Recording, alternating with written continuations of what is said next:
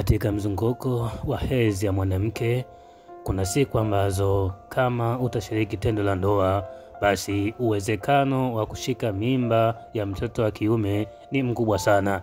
Kwa wewe mama ambaye unatamani walau upate mtoto wa kiume, basi hii ni makala yako. Sayansi inatuambia ya kwamba katika mzunguko wa mama, siku ya 13 na siku ya 14 ndiyo siku ambayo kama utashiriki tendo ndani ya siku hizo, basi kuna uwezekano mkubwa wa mimba ambayo itapatikana itakuwa ni ya mtoto wa kiume. Swali linakuja, kwa nini? Sayansi ikatupatia jibu, ikasema kwamba baba anapotoa mbegu za kiume, zile mbegu zinakuwa na vitu viwili ndani yake.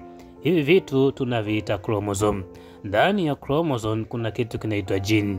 Gene ndiyo kitu ambacho kinabeba taarifa na sifa zote za kiumbe ambacho kitaenda kuzaliwa. Sasa mwanamume anapotoa mbegu za kiume, kunakuwa na genes mbili ambazo zinapatikana katika chromosome zake, nazo ni X na Y. Sasa hii Y ndiyo inayobeba sifa ya kuwa mwanamume na X ndiyo inayobeba sifa ya kuwa mwanamke. Sasa kati ya mbegu hizi mbili au ya genes hizi mbili katika chromosome, X spidi yake ya kutembea ni ndogo ukilinganisha na Y.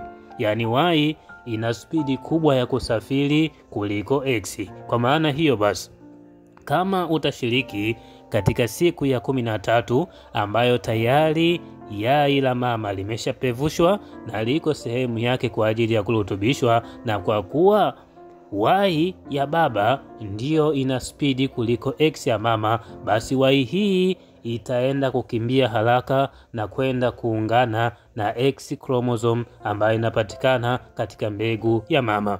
Mama hana Y, yeye ana XX. Kwa hivyo Y ya baba ambayo inatoka katika mbegu zake inapoenda kuungana na X ya mama, anatengenezeka mtoto wa kiume.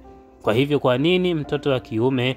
Kwa sababu Y chromosome ambayo inapatikana katika mbegu ya baba spidi yake ni kubwa ukilinganisha na X. Kwa hivyo yenyewe ndio itakuwa ya kwanza kwenda kuungana na X ya mama, na hapo mtoto wa kiume atapatikana. Hii ni sayansi, lakini yote inafanyika kwa uwezo wa Mwenyezi Mungu. Kwa hivyo tumia njia za kisayansi, lakini pia muombe Mungu wako, siku moja utapata hitaji lako. Asante.